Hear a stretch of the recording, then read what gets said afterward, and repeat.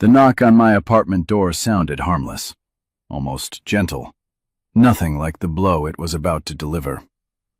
I had just stepped out of the shower, a towel wrapped around my hair, when I opened the door to find a delivery man holding the most extravagant bouquet I had ever seen. Lavender roses, white peonies, and rare black calla lilies, wrapped in a silky deep purple ribbon. The kind of arrangement you'd see at a Fifth Avenue wedding, not the doorstep of a woman whose marriage was quietly dying. "Flower delivery for Savannah Keene," the man read from the label, squinting. My heart paused. "That's not me," I whispered, but he was already flipping the card. "Address matches, must be yours." He pushed the bouquet into my hands, oblivious to the grenade he had just dropped into my life. I didn't want to look. I shouldn't have looked, but the small ivory card slipped out on its own, falling onto my hardwood floor like a verdict. Savannah. Last night was unforgettable. Tonight will be even better. B. For a moment I couldn't breathe. The apartment around me blurred, the marble kitchen island, the soft gray couch Brandon insisted we buy, even the Cartier box still sitting unopened from our anniversary last year. My lungs felt tight, my fingers trembling around the stems. The delivery man cleared his throat, awkward. If there's a mistake, I can—" But I stepped back and shut the door before he could finish. The silence swallowed me whole. My husband had sent flowers, just not to his wife. I sank onto the floor, the bouquet slipping from my hands, petals scattering like pieces of a life I thought I knew. A ringing started in my ears, faint at first, then louder, drowning everything, because there was one detail the delivery man didn't realize. Savannah didn't live in my building. She didn't even live in this neighborhood. Which meant only one thing. Brandon had given the florist my address because he had been here with her. And that horrifying truth was just the beginning. The moment I shut the door, my knees nearly gave out. I stumbled into the kitchen, gripping the marble counter as if it were the only solid thing left in my life. The bouquet lay on the floor behind me, petals crushed under my heel, like proof of a betrayal too loud to ignore.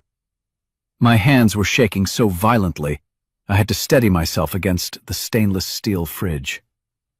The digital clock on the oven blinked 10:14 a.m. Ordinary, indifferent, mocking. How could the world stay the same when mine had just been ripped open? I grabbed my phone from the counter, hoping, no, begging, for some logical explanation. Maybe the florist messed up. Maybe the card wasn't from Brandon. Maybe— My screen lit up before I could unlock it. A text from him. Brandon. Did the Amazon package arrive? I need it for my meeting later. Amazon. Not flowers, not a note, not a single word about love. The room spun a little. I pressed a hand to my chest, feeling the familiar tightness, a warning from the heart condition I'd battled since college. Stress was dangerous for me. He knew that. He always knew. But caring about my health had become optional for him long ago. I typed back slowly. Me. A delivery came, but it wasn't mine. His reply came instantly. Brandon. Then send it back. I don't have time for this. Time. He never had time. Not when I lost our first pregnancy. Not when I worked 14-hour days during Christmas season. Not when our anniversary passed unnoticed 3 months ago. A tremor went through me as another memory surfaced. Brandon, stepping into the hallway last week to take a call, whispering in that soft tone he never used with me anymore. When he came back, he claimed it was just a coworker asking about a client. I believed him. I wanted to believe him. But the bouquet, the card, the address. The truth was no longer avoidable. I sank to the floor, pulling my knees to my chest. Cold air from the vent brushed my skin, but the real chill came from the realization settling in my bones. He hadn't just cheated. He had brought her into my home, into the space where I slept, ate, healed, and tried to rebuild myself after every storm he caused. And then, right as I wiped my tears with the sleeve of my robe, my phone buzzed again, this time with a notification that made my stomach drop. It wasn't Brandon. It was someone else. Someone who knew more than I did. The notification banner slid across my screen with a soft chime, too soft for the kind of devastation it carried. I wiped my eyes with the back of my hand and tapped the message open, bracing myself without knowing why. It wasn't a text. It was a photo, sent from an unknown number. At first, it was blurry. My fingers trembled as I zoomed in. A woman's hand, perfectly manicured in scarlet red, resting on a familiar charcoal bedsheet. My bedsheet. The one Brandon insisted we buy last winter because hotel-grade linen would help us sleep better. A sickening pulse thudded at the base of my skull. The next image loaded automatically. This time, it was unmistakable. My nightstand lamp, my Cartier jewelry box, my bedroom window overlooking Columbus Circle. And in the bottom corner of the frame, the edge of Brandon's watch, the silver Omega I gave him for his birthday. The blood drained from my face. My safe place, my sanctuary, defiled. I read the message beneath the photos. He told me you were staying with a friend that night. Guess he lied to both of us. A slow, icy wave crept over my spine. Whoever this was, they knew exactly what they were doing, delivering truth in the most brutal way possible. I typed with shaking fingers. Me. Who is this? A 3-dot bubble appeared, then disappeared, appeared again. My heart hammered. Finally. Let's just say I'm someone who thought she was special to him. Turns out we're both disposable. My vision blurred. So there wasn't just Savannah. There were more, or at least one more, one smart enough, hurt enough, to contact me directly. The kitchen felt smaller, the air heavier. I pressed a palm to the cold marble floor, grounding myself before the dizziness overtook me again. My heart murmured the familiar stutter, my condition reacting to stress like a faulty alarm. I needed air, space, anything but this suffocating truth. But before I could stand, another message popped up. If you want to know the rest, meet me today. Don't tell Brandon. A location pin followed, the River Cafe in Brooklyn. Elegant, expensive, exposed. I stared at it, pulse thundering. This wasn't just an affair, it was something bigger, something tangled, something dangerous. And deep down, I felt it. This woman wasn't warning me. She was pulling me into something.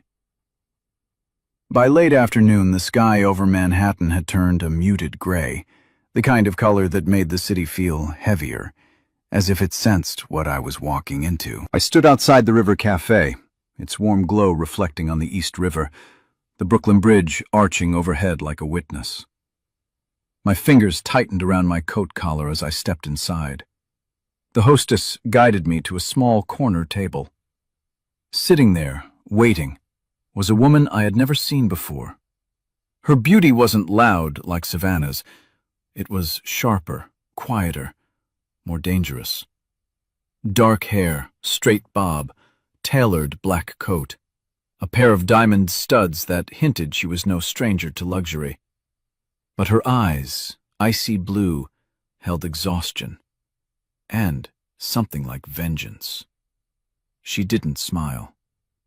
"You're Claire," she said, voice low and steady. I nodded, sinking into the chair opposite her.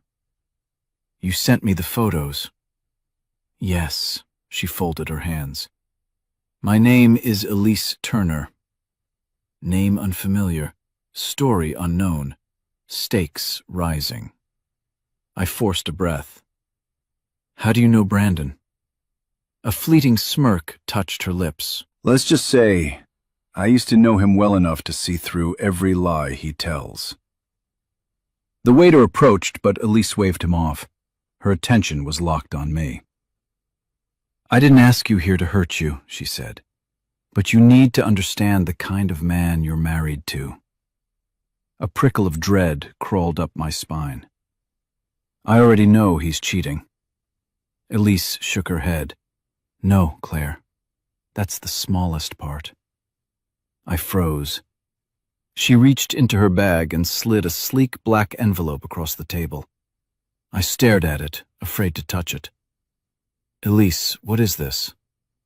Proof, she said quietly, of what he's been doing behind your back, and behind his company's back. My heart thudded painfully in my chest. Why give this to me? Her gaze softened just a fraction. Because I thought I was the only one he wrecked. Turns out, you were first. The words landed like a punch. First, meaning there were more. Many more. As I lifted the envelope, my pulse hammered in my throat. Elise leaned in slightly. Be careful, she whispered. You're married to a man who isn't just unfaithful. He's reckless. And reckless men are dangerous when cornered. The restaurant suddenly felt colder, because somewhere deep inside, I knew she was right. And whatever truth lay inside that envelope was about to change everything. My fingers hesitated at the flap of the black envelope. Something about its weight felt wrong, heavier than paper should ever feel. Elise watched me the way someone watches a person step toward the edge of a cliff. Go ahead, she said softly. You deserve to know what he's done. I slid the documents out. At first, they looked like standard financial reports, department budgets, approval signatures, expense statements. But then my eyes caught something familiar. Brandon's signature, repeated, across multiple transactions. My stomach tightened. These weren't company-approved expenses. They were personal. Lavish hotel bills, jewelry purchases, cash withdrawals, transfers to an account under a name I didn't recognize. What is all this? I whispered. Elise exhaled, her stare unwavering. He's been funneling company money into a private account for months, and using it to fund women. Not just one, several. I felt the blood rushing in my ears, the room tilting dangerously. No, he wouldn't. She cut me off gently. He would. He did. And he's close to getting caught. That's why he told you he's been stressed at work. He's not stressed. He's terrified. My heart pounded in painful, uneven beats, my condition warning me again. I pressed a hand to the table to steady myself. Elise, why tell me now? Her jaw clenched. For the first time since we met, the mask slipped, revealing something raw beneath. Because I was one of the women, she admitted. Not anymore, but long enough to see the truth. Long enough to realize he's capable of ruining anyone's life to save himself. The words hit like a blow. She leaned closer. Claire, listen carefully. If the company uncovers this, Brandon will do whatever he must to protect himself. And that includes throwing you under the bus. He's already preparing for it. A chill shot up my spine. What do you mean? Elise pulled out her phone and slid it across the table. On the screen was a draft email, never sent, but unmistakably written by Brandon, accusing me of unauthorized spending. Me, the wife who barely used the joint account except for groceries. He was going to blame you, Elise said. Make you the scapegoat. The unstable wife, the one with a heart condition. Easy target. My hands went cold. He wasn't just cheating. He was setting me up, and the realization settled into my bones with horrifying clarity. I wasn't married to a selfish man. I was married to a threat. By the time I left the River Cafe, the sun had vanished behind the skyline, leaving the East River rippling with cold blue reflections. My legs felt stiff, almost numb, as if they no longer belonged to me. Elise's words replayed in my head like a broken record. He's going to blame you. He's preparing to destroy you. The city felt different that night, sharper, louder, and unforgiving. I clutched my coat tighter and hurried toward the nearest subway, feeling watched even when no one was there. When I finally stepped into our apartment, the lights were already on. Brandon was home. He stood in the kitchen, sleeves rolled up, wine glass in hand like it was any ordinary evening. The sight of him, comfortable, relaxed, untouched by guilt, made my stomach twist.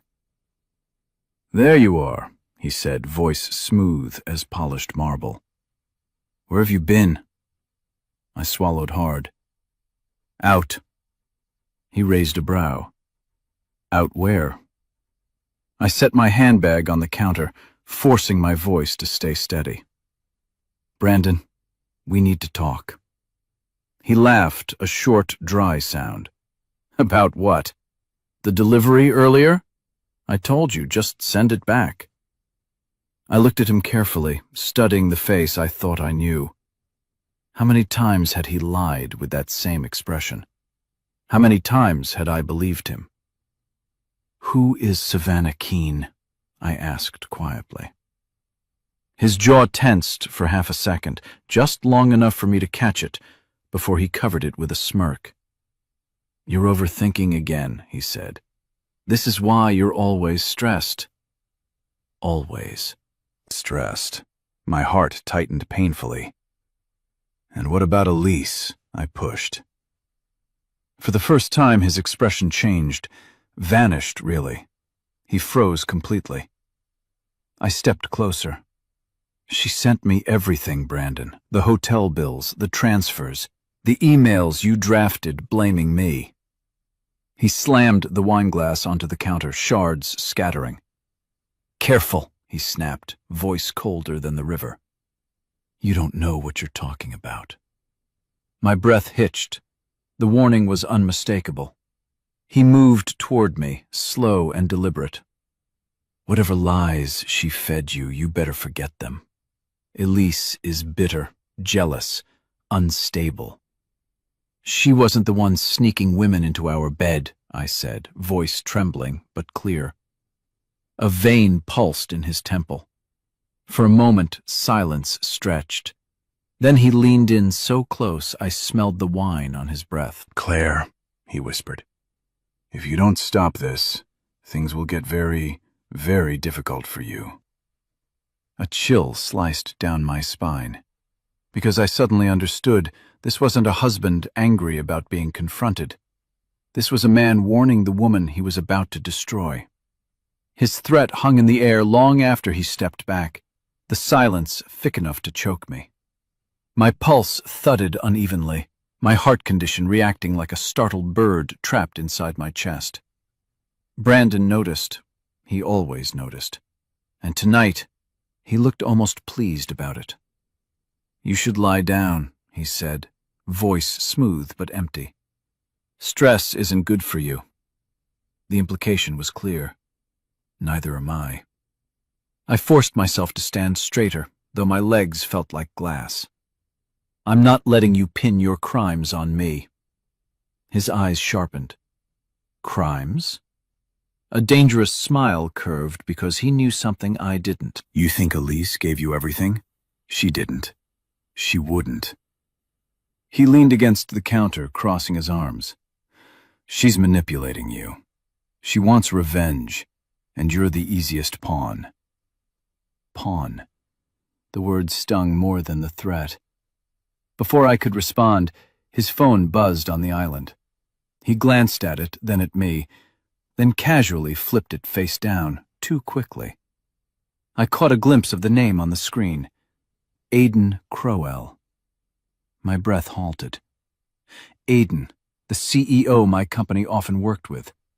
The man whose events I designed. Reserved, brilliant, wealthy. He and Brandon were acquaintances at best. They had no personal business. None. Why is Aidan calling you? I asked. Brandon shrugged, indifferent. We're working on something. Lie. His left hand twitched, his tell when he was lying. I thought you were in marketing, I said slowly. Aidan owns an architecture group. Brandon's jaw tightened for a split second before he masked it. It's complicated. Everything suddenly felt connected in a way I didn't understand. Aidan, Brandon, Elise, the financial documents, the secret account, the women, the lies. My phone buzzed in my pocket. Brandon's gaze snapped to me. Don't answer that. I did. A deep voice, calm but urgent, filled my ear. Claire, it's Aidan Crowell. I need to speak with you immediately. I froze. Brandon's expression darkened. Aidan continued, It's about your husband, and you're not safe with him tonight. Ice spread across my skin. How do you know that? I whispered. Because, Aidan said, breath steady, Brandon tried to use my company to cover his tracks, and he's desperate enough to do something reckless. A tremor went through me. You need to leave the apartment. Now. Brandon took a step toward me. Claire, he said softly. Hang up. But for the first time in months, I didn't listen to him. Aidan's voice echoed in my ear long after the call ended, my pulse pounding so loud I could barely hear anything else. Leave the apartment. Now. But Brandon stood between me and the door, calm, composed, calculating. Who was that? He asked, tone deceptively soft. I slid my phone into my pocket. A client. He stepped closer. Clients don't call at night, and they don't sound like they're giving you orders. My throat tightened. Every instinct screamed to run, but I forced myself into stillness. I need some air, I said. Brandon laughed under his breath. No, Claire, not tonight. You're staying right here, and we're going to fix whatever nonsense Elise and that man are putting in your head. The way he said, that man, sent a chill down my spine. He knew Aidan was involved. Maybe he knew more than that. I made a slow move toward the hallway. Brandon's hand shot out, gripping my wrist, tight enough to make me wince. Where are you planning to go? He whispered. I'm not doing this, I said, pulling free. Not tonight. My heartbeat thudded unevenly, my conditions starting to flare. Black spots danced in my vision. Brandon noticed immediately. Careful, he murmured. Stress isn't good for you, remember? That wasn't concern. It was leverage. A wave of dizziness hit, but I forced myself toward the bedroom. Brandon followed, pacing behind me like a shadow glued to my spine. You're overreacting, Claire, he said, voice smooth as poison. You always do this. Twist things, invent drama. I spun around. I didn't invent those photos, or that email, or Savannah. His jaw twitched. You're emotional. You're sick. You don't think clearly when I catch you cheating? I snapped. He froze. The truth had finally cut through his performance. That was my moment. I grabbed the first thing I could, my handbag, and sprinted toward the front door. Brandon lunged, fingers brushing the back of my coat, but I ripped free and yanked the door open. My heart pounded violently as I flew down the hallway.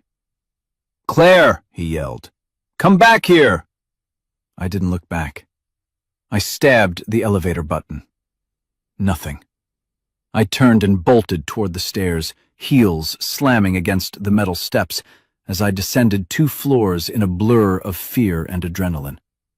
When I burst onto the street, cold night air slapped my face. I stumbled forward, and a black Mercedes S-Class rolled up beside me.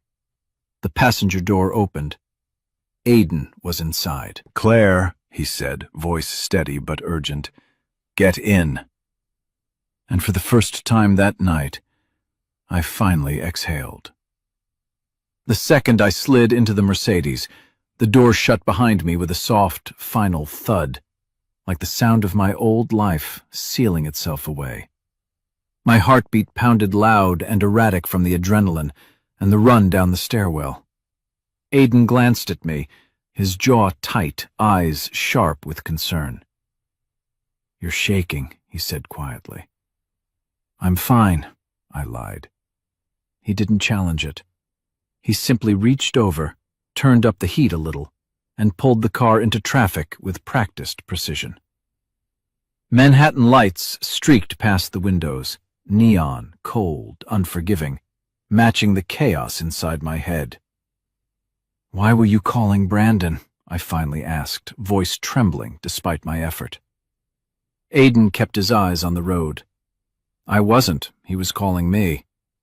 That startled me. "Why would he call you?" "To get help," Aiden said bitterly. "Help covering something he shouldn't have touched." My chest tightened. "The money Elise showed me?" He nodded. "That's only a piece of it. Your husband didn't just misuse company funds. He tried to route part of it through my firm, through me." My breath hitched. "Why you?" "Because he assumed I owed him." Aiden's grip tightened slightly on the steering wheel. "He thinks saving me from one PR nightmare years ago gives him a lifetime pass." I blinked, confused. "Saved you?" Aiden hesitated, then exhaled. "Someone leaked internal documents from my company. Brandon found out who did it and stopped the leak. He called it getting even for a favor I never asked for." My stomach twisted. "So he blackmailed you?" "Effectively, yes," Aiden said. "And now he's desperate. He tried to use my name to mask his transfers." "If that goes public, it hits my company and me first." The realization slammed into me. Brandon wasn't just cheating. He wasn't just lying. He was dragging down everyone he touched. Aiden's voice softened. "Claire, you were never meant to be involved in this. When I saw he was trying to shift blame toward you, I couldn't stay silent." My pulse skipped. He really planned to frame me? Aiden's jaw hardened. "He drafted statements claiming you accessed his accounts. The board was supposed to review it next week." The car slowed as we approached a red light. Aiden finally looked at me, fully, deeply. "You're not going back there," he said. "Not tonight. Not until we figure out how to protect you." I swallowed hard. "Where am I supposed to go?" Aiden turned the wheel, guiding us toward the Upper East Side. "To my penthouse," he said. "Where he can't reach you." And for the first time, the fear in my chest shifted, making room for something else. Hope. The Mercedes glided through the Upper East Side, passing quiet brownstones and glittering storefronts, until it turned into a private driveway guarded by a discreet security booth. The officer recognized the car instantly and lifted the gate without question. My stomach fluttered, part fear, part shock, because this wasn't just safety. This was another world.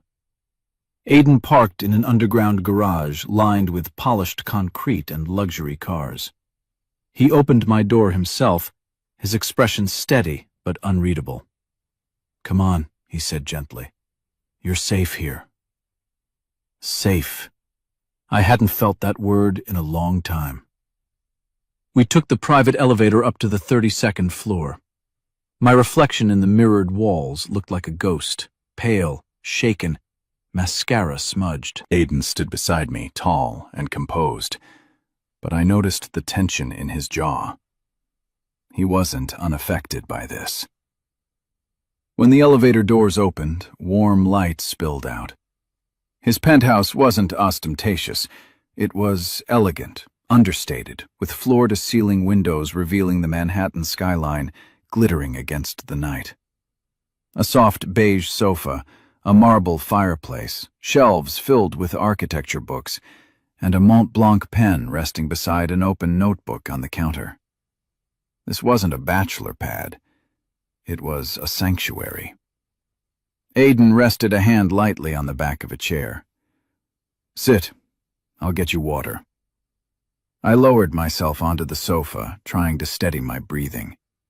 The city lights outside shimmered like scattered diamonds, too calm for the chaos inside me. When Aiden returned, he handed me a glass. His fingers brushed mine, warm and grounding. "Claire," he said, sitting across from me, "I need you to listen carefully." I nodded, heart hammering. "Your husband is unraveling fast, and desperate men make dangerous choices." My throat tightened. "What choices?" Aiden exhaled. He called me earlier asking for help to cover a missing $280,000 from his division. He hinted he'd handle the domestic situation soon, so no one could question his stability. A chill crawled up my spine. "Domestic situation?" "You," Aiden said quietly. My hands went cold. "He's planning something, Claire. Whether it's framing you, pushing you out of the apartment, or worse. I don't know, but I'm not letting him near you." Something inside me cracked, a sob, a tremor, the last piece of denial breaking.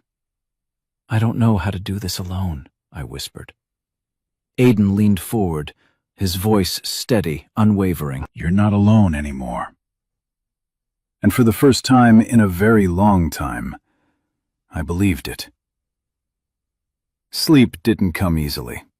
After Aiden showed me the guest room, soft ivory bedding, warm lighting, a window overlooking the glowing city, I lay awake, staring at the ceiling, listening to the quiet hum of Manhattan far below.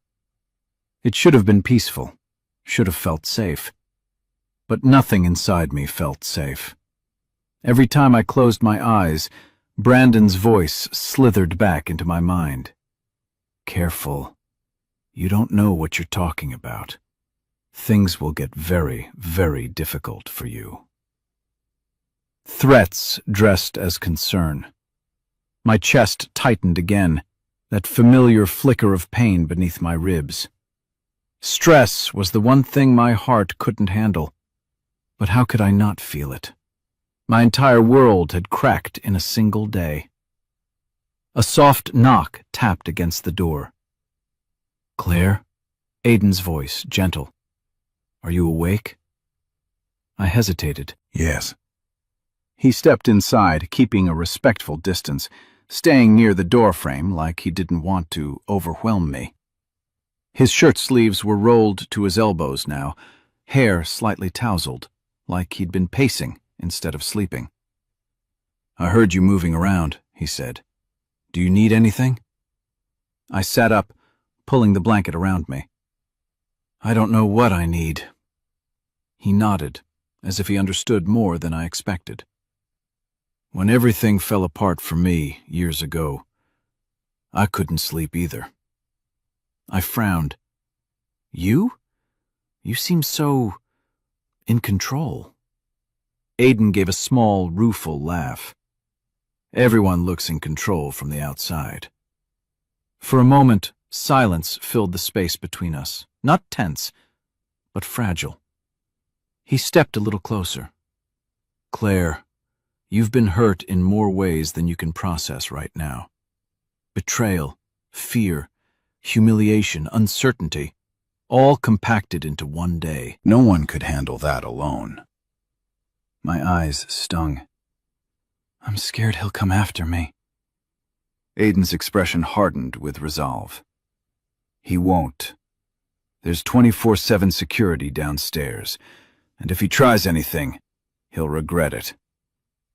Those words shouldn't have comforted me, but they did. Still, a darker truth pressed on me. I don't know who I am without him. I built my life around our marriage. Aiden shook his head slowly. No. You built your life around love and loyalty. He built his around manipulation. Those are not the same thing. My breath trembled.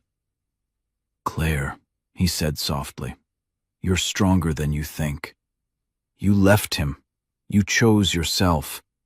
That already makes you more powerful than he ever expected.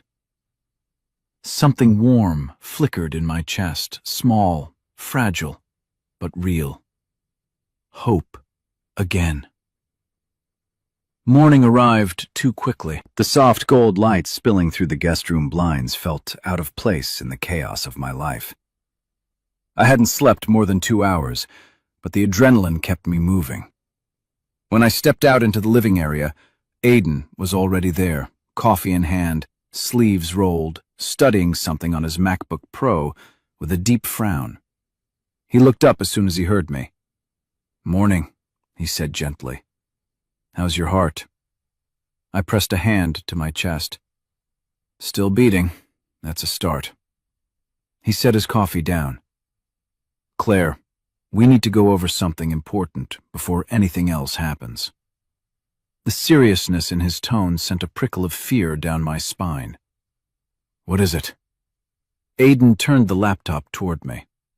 On the screen were bank statements, emails, approval chains, far more detailed than what Elise had shown me. My pulse quickened. These aren't just his transactions, I whispered. This is everything. Aiden nodded. My team pulled these late last night. Brandon wasn't sloppy, but he wasn't careful enough either. I scrolled through the files. They were transfers to Savannah, payments to luxury hotels I'd never heard of, a suspicious consulting firm with no website, cash withdrawals that aligned with nights he claimed he was working late, and then my name. My breath hitched. A series of forged requests with my digital signature attached. Aiden, I said, voice breaking. I never signed these. I never even saw them. That's because he lifted your signature from old documents, Aiden replied. And he submitted these as evidence you were mismanaging the shared funds. A tremor went through my hands. He was setting me up months ago, I whispered. Not just last week. Claire, Aiden said softly but firmly. He planned to destroy your credibility before his company ever suspected anything. If this had gone through the board, you would have been the fall guy. The truth hit me with a force that stole my breath. I wasn't collateral damage. I was the escape plan.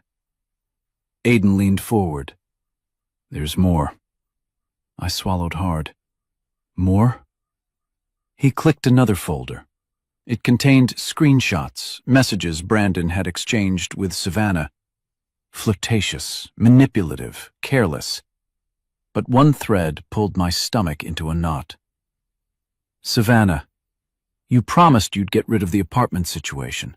I won't wait forever. Brandon, I told you, once Claire is out, the place is yours. Savannah, and her stuff? Brandon, in storage or the trash. My lungs locked. He wasn't just pushing me away. He was planning to erase me. Aiden's voice softened but carried steel. That apartment isn't safe anymore, and neither is he. I felt the fear rising again, but underneath it, something else began to burn. Fury. For the first time, the woman who entered Aiden's penthouse broken began to crack open into someone new. For a long moment, I couldn't move. The words on the screen blurred at the edges, my pulse thundering like a drumbeat echoing in my ribs. Brandon hadn't just betrayed me emotionally. He had mapped out my disappearance from his life with surgical precision. Erase her. Erase the marriage. Erase the evidence. Aiden watched me quietly, giving me space to absorb it. When I finally lifted my eyes, the fury burning inside me was no longer fragile. It was steady, focused. "What happens now?" I asked, voice steadier than I expected. Aiden closed the laptop. "Now, we stop him before he stops you." I blinked. "Stop him how?"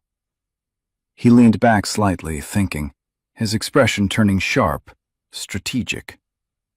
Brandon's biggest weakness is that he thinks everyone around him is stupid. That makes him sloppy and arrogant. I almost laughed bitterly. He never thought I'd leave. Exactly, Aiden nodded. And he still thinks you're scared. That gives you leverage. A nervous breath escaped me. Leverage for what? To flip the story, he said, completely. He stood and walked to a small console table near the window, pulling out a thin folder. When he handed it to me, I recognized the emblem embossed on the cover. Crowell Design Group. But inside wasn't architectural paperwork. It was a list of names. Private investigators, forensic accountants, security consultants, all highly reputable, all expensive, all within Aiden's reach. "You're not fighting him alone," he said. "I've handled men like Brandon before, men who think their power protects them. It doesn't." I swallowed. "Aiden, this is too much. I can't let you—" "You didn't ask for any of this," he cut in gently. "He dragged you into a mess that could destroy your life. I'm simply giving you the tools to walk back out." My eyes stung, but this time it wasn't from fear. "Why are you helping me?" Aiden hesitated, then answered quietly, "Because I know what it feels like to have someone try to take everything from you. And because you didn't deserve any of this." There was something unsaid in his voice, something that made my heart skip, painfully but not from illness. He stepped closer. "Claire, listen carefully. Starting today, you're not reacting. You're acting." My breath trembled.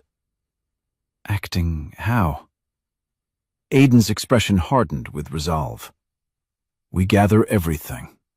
We build a timeline. We expose the financial fraud. And when the moment is right," he met my eyes, steady, unwavering, "you take back your life." A spark lit inside me, not just hope this time, resolve. The plan felt solid in my hands, but Aiden's warning echoed in my mind as I stepped out of the penthouse later that afternoon. "Your husband isn't your only danger."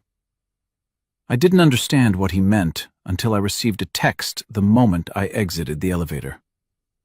"Meet me, urgent. Pier 17, 30 minutes. Come alone." I knew that tone. Smug, sharp, calculated. Savannah. Part of me wanted to ignore her entirely. But another part, the part that needed answers, knew I couldn't. Not yet. By the time I arrived at Pier 17, the wind whipped off the water, sharp enough to sting my cheeks. The sun was dipping low, casting long shadows across the wooden planks. And there she was, leaning against the railing, red coat cinched tight, sunglasses despite the fading light. Savannah Keene, the mistress, the woman who'd slept in my bed and laughed with my husband. She smiled when she saw me, a knife disguised as a greeting. "Claire," she purred, "you look better than I expected." I ignored the jab. "Why did you call me?" She pushed off the railing, heels clicking as she walked closer. "Because you're in over your head. Brandon is losing control. And when he does, he'll drag everyone down, including you." I crossed my arms. "Why do you care?" Her smile sharpened. "I don't. But I care about myself. And he promised me things he can't deliver anymore." My stomach tightened. "Like my apartment?" "Among other things." She tilted her head. "You think Elise was the only one?" "Sweetheart, Brandon's been making promises to half this city." The words hit hard, but not as hard as what she said next. "You're not the only one he planned to blame." I stiffened. "What?" Savannah slid her phone into my hand. "Look." There it was. A message Brandon sent her days ago. "If this blows up, we both deny everything. Claire takes the fall. She's fragile, unpredictable. Everyone will believe it." My blood turned to ice. Savannah stepped closer, her perfume too familiar. My sheets still held a trace of it. "You think I'm the villain in your story," she whispered. "But the real villain is the man you married." I swallowed, voice barely steady.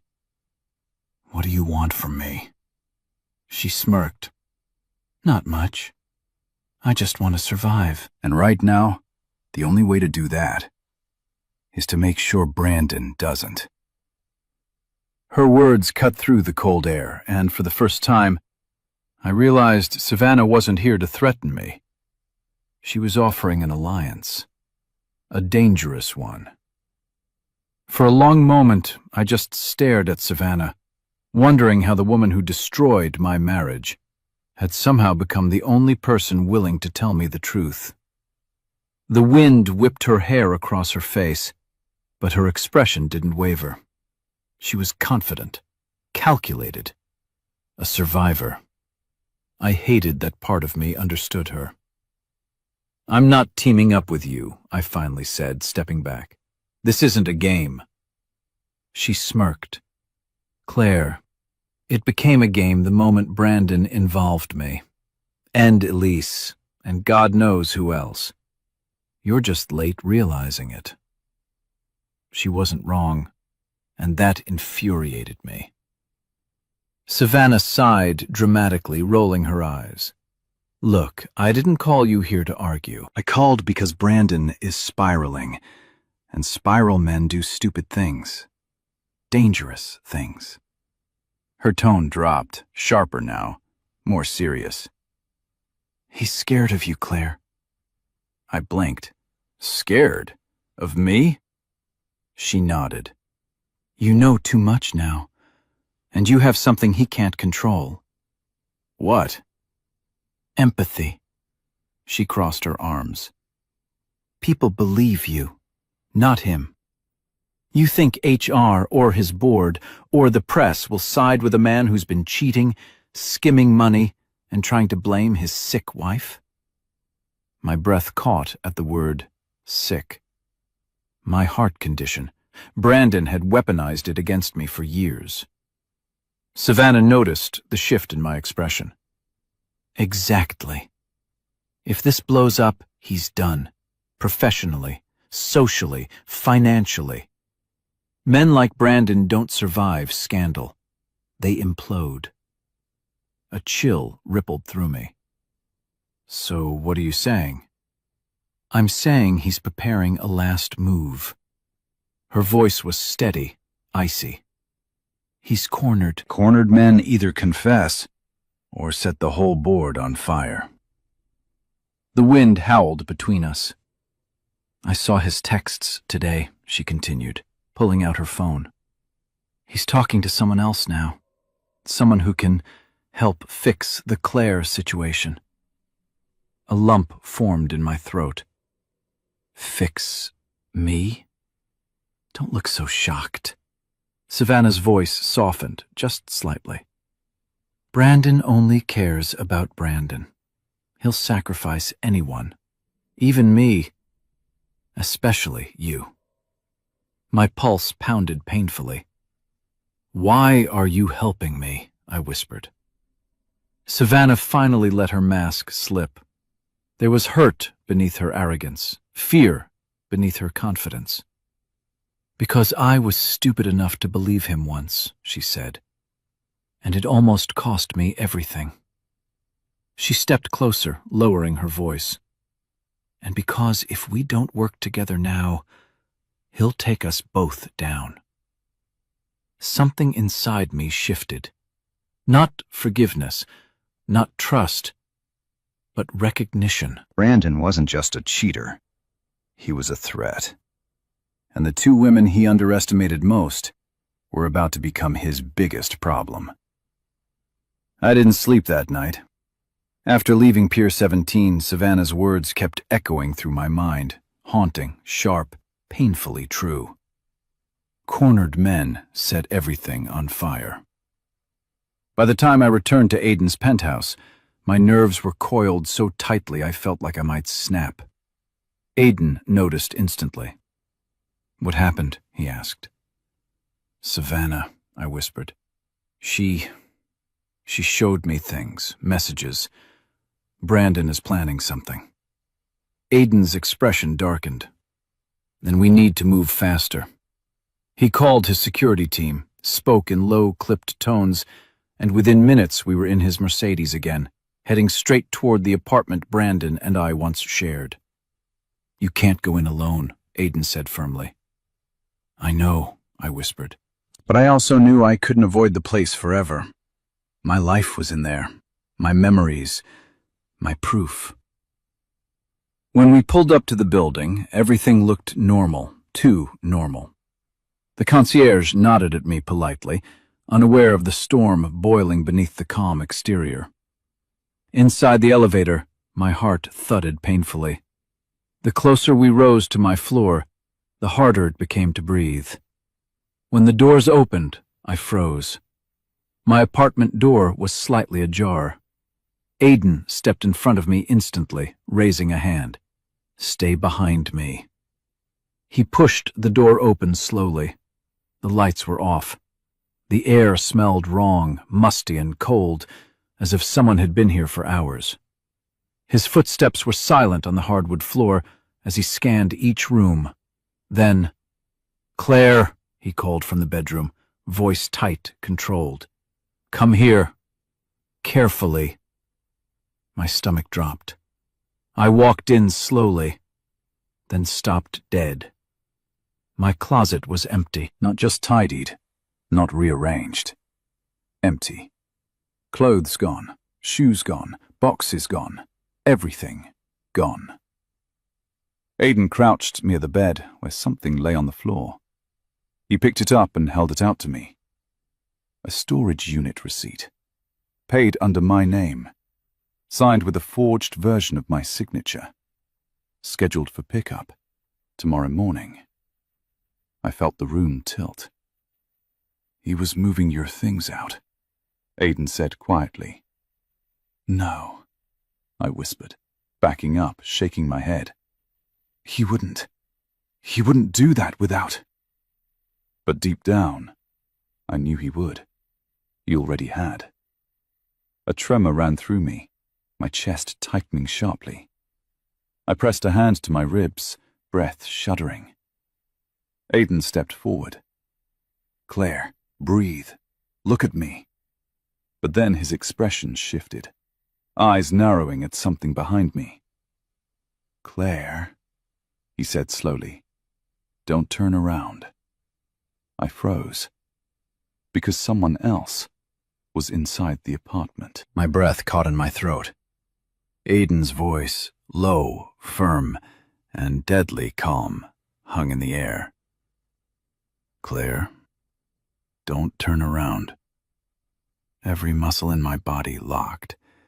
The apartment suddenly felt too small, too dark, too silent. My pulse thudded in my ears, a warning drumbeat. A floorboard creaked behind me. Someone was standing in the hallway, watching us, listening. Aiden shifted slightly, placing himself between me and whatever or whoever was there. His posture was protective, tense, ready. "Come out," Aiden demanded. "Slowly. No surprises." Silence. Then a figure stepped into the faint light. Not Brandon. A stranger.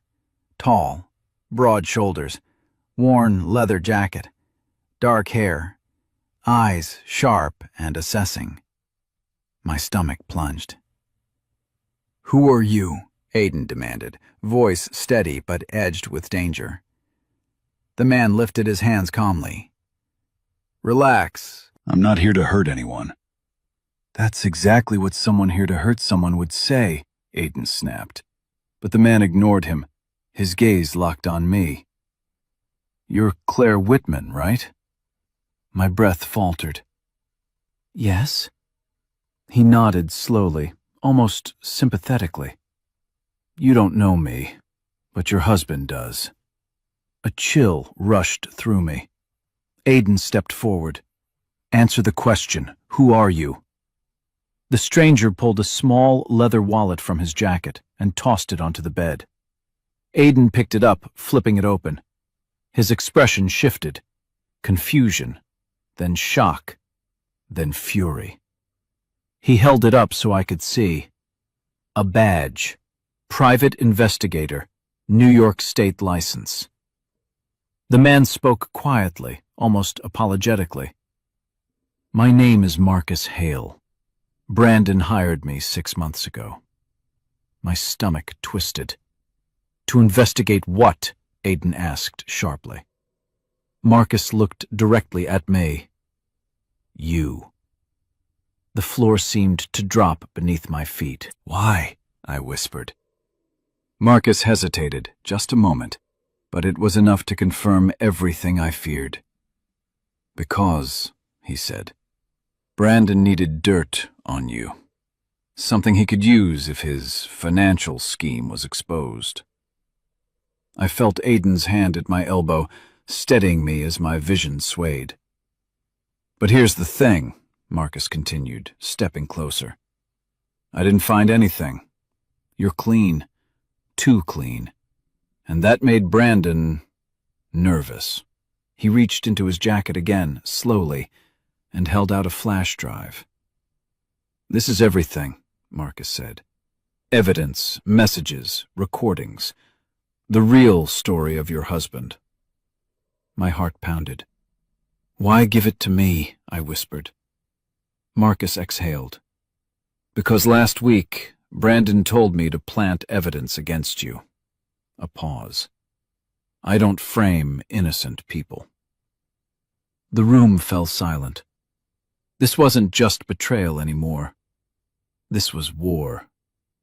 For a moment, no one moved. The flash drive sat in Marcus's palm like a live grenade, small, unassuming, but capable of blowing Brandon's entire world apart. My breath caught as Aiden took it from him carefully, his eyes never leaving Marcus. "You expect us to believe this is real?" Aiden asked, voice calm but edged with suspicion. Marcus didn't flinch. "Plug it in. You'll see." Aiden guided me out of the bedroom toward the living room, keeping one eye on Marcus as if ready to shield me at any second. My legs shook with every step. It felt unreal, walking through what used to be my home, now a crime scene of lies and betrayal. Aiden set his laptop on the dining table, inserted the drive, and opened the first folder. My heart nearly stopped. Audio file 01, Brandon, Marcus, 3 months ago. Marcus's voice came first. "So you want me to dig into your wife?" Brandon's reply slithered through the speakers, cold and slick. "She's too clean, too quiet. People like that always have something to hide. I just need leverage." Leverage. The word burned. Audio file 2. Brandon, Savannah, 6 weeks ago. Savannah's laugh echoed, brittle and careless. "When are you going to get rid of her?" "When I'm ready," Brandon snapped. "I need the paperwork lined up first. My lawyers can't move until the narrative is right." Narrative. Like my life was a script he could rewrite. I gripped the edge of the table as Aiden clicked open another file. Screenshots of Brandon's messages to a second private investigator. Not Marcus. Someone else entirely. He wasn't just planning one escape route. He was building multiple. Marcus stepped forward. "There's more. The recordings show he knows the company is closing in on him. He's planning to frame you first, then disappear." Disappear. My blood ran cold. Aiden's jaw tightened. "Where?" Marcus hesitated for the first time. He mentioned a transfer, offshore, and Savannah. She's part of it, whether she admits it or not. My pulse spiked. Savannah hadn't said a word about that. Aiden shut the laptop with a sharp snap. "Enough. Claire needs protection, and we need to get ahead of this." Marcus nodded. "I can help. I know his patterns. I know his contacts. And most importantly," he looked straight at me, eyes steady, sincere. "Brandon severely underestimated you. That's his weakness." My breath trembled. Aiden placed a hand gently on my back. "Claire," he said quietly, "this is the moment we stop surviving and start fighting." And somewhere deep inside me, beneath the fear, beneath the heartbreak, something fierce finally woke up. For the first time in months, I stood taller. Maybe it was the flash drive, heavy with truth. Maybe it was Marcus, unexpectedly loyal. Maybe it was Aiden, quietly, unwaveringly protective. Or maybe it was simply me, finally awake. We left the apartment building under cover of dusk, Aiden walking on my left, Marcus on my right, forming a silent shield around me. The cold air bit at my cheeks, but I welcomed it. It reminded me I was still alive, still fighting. Inside the Mercedes, Aiden turned slightly toward me. "Claire, we're going to need one more thing before we take this to his company," he said. "What?" I asked, bracing myself. "Your statement. Your timeline. Your truth." My stomach tightened. "I don't know if I'm ready." Aiden's eyes softened. "You're more ready than you think, and we'll guide you." Marcus nodded. "The board won't just listen to evidence. They'll listen to you. You're the one he targeted." The car began to move, gliding through the city with purpose. I looked out the window, Manhattan glowing beneath the night sky. A few days ago, I thought this city was swallowing me whole. But tonight, it felt like it was holding its breath with me, waiting. When we reached Aiden's headquarters, a tall building with glass walls that reflected the skyline, my legs trembled as I stepped out. Not from fear this time, from determination. The 30th floor boardroom was empty, quiet, powerful. City lights poured through the windows, illuminating the long walnut table. A MacBook, a Mont Blanc pen, a glass carafe of water, Simple things, yet suddenly symbolic. Aidan motioned to a seat. "This is where we prepare." I sat. Marcus placed the flash drive in front of me. Aidan dimmed the lights and turned on the projector. And then, for 3 hours, we built the case. Every transaction Brandon forged, every lie he crafted, every threat he made, every woman he used, Every attempt to destroy me. Piece by piece, we turned his crimes into weapons, not of revenge, but of justice. When we finally finished, the clock on the wall read 1:42 a.m. Aidan closed the laptop. Tomorrow, everything changes. Marcus looked at me with quiet respect. You're stronger than he ever knew. I exhaled slowly, steady, calm. And for the first time since this nightmare began, I believed it. The reckoning was coming, and I would be the one delivering it. The morning of the board meeting felt unreal, too still, too bright, like the silence before a storm breaks everything open. I stood in front of the mirror in Aidan's penthouse, my reflection steadier than I expected. For once, I didn't look like the woman Brandon tried to break. I looked like someone rebuilding herself from the ashes. Aidan appeared behind me, offering a small nod. Ready? I wasn't, but I was done being afraid. We arrived at Brandon's headquarters just as the executives gathered. Glass walls, polished floors, the faint scent of expensive cologne, it all screamed power. But today, that power wasn't Brandon's. When the boardroom doors opened, Brandon turned and froze. His face paled when he saw me. "Claire?" he whispered, masking shock with anger. "What the hell are you doing here?" I walked past him, placing the flash drive on the table. Telling the truth. He laughed, brittle and high. "They're not interested in your emotional breakdowns." But then Aidan entered, and Marcus, and the room shifted. The board chair cleared her throat. "Mr. Whitman, we'll hear your wife first." Brandon's eyes widened. "No, you can't." But they could, and they did. I opened the files, played the recordings, showed the forged signatures, Displayed the transfers, the secret accounts, the messages with Savannah, the instructions to frame me. Each revelation hit him like a blow. His mask cracked, then shattered entirely. "That's manipulated. She's lying. This is all—" His voice shrank with every denial. Marcus stepped forward.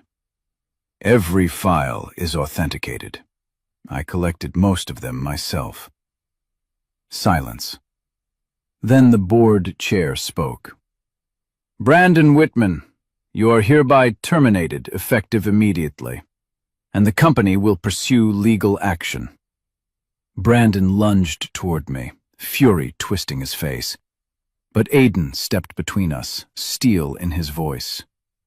"Touch her, and you'll regret it." Security dragged Brandon out as he screamed my name. Rage, fear, desperation blending into something pathetic. When the doors closed, the room exhaled. I felt weight lift from my chest, slowly, then all at once. Later, outside the building, Aidan turned to me. "It's over." My voice wavered. "What happens now?" He smiled softly. "Now, you start your life, and if you'll let me, I'd like to be part of it." Something warm bloomed in my chest, gentle, hopeful. I wasn't just free. I was chosen. The sun rose over Manhattan, bright and golden, and for the first time in years, I stepped into the light. So, that's where our story closes for today. And if you are still here, listening all the way until this moment, then something in this journey has touched your heart in a way words rarely do. Maybe it reminded you of your own strength. Maybe it reminded you of a truth you forgot. Or maybe it simply reminded you that you deserve better than the pain you once accepted. The Stoics used to say, "You have power over your mind, not outside events." And when we look at Claire's story, isn't that exactly what she learned? The world can hurt you, betray you, and turn cold. But your choices, your courage, your boundaries, those are yours. Marcus Aurelius wrote, "The impediment to action advances action. What stands in the way becomes the way." Claire's suffering didn't break her. It became the doorway to her freedom. And, my friend, if you're still here, maybe life is asking you to step through your own doorway too. If this story touched you, please like, share, and subscribe to our channel. Your support helps us keep creating stories that heal, empower, and remind us we're never alone. I'm here with you, always. Before we close, I want to gently remind you that the story you just experienced is a work of fiction, created for emotional exploration and personal reflection. The characters, events, and details were crafted to inspire strength and healing, not to represent any real individuals or situations. Our goal is to create meaningful narratives that help us look at life from new angles, feel understood, and grow through the journeys we witness. None of the dramatic elements should be taken as factual claims or real-life accusations. They are storytelling tools meant to move the heart. Thank you for watching with an open mind and open heart. Your support helps us continue creating thoughtful, imaginative content for this community we're building together.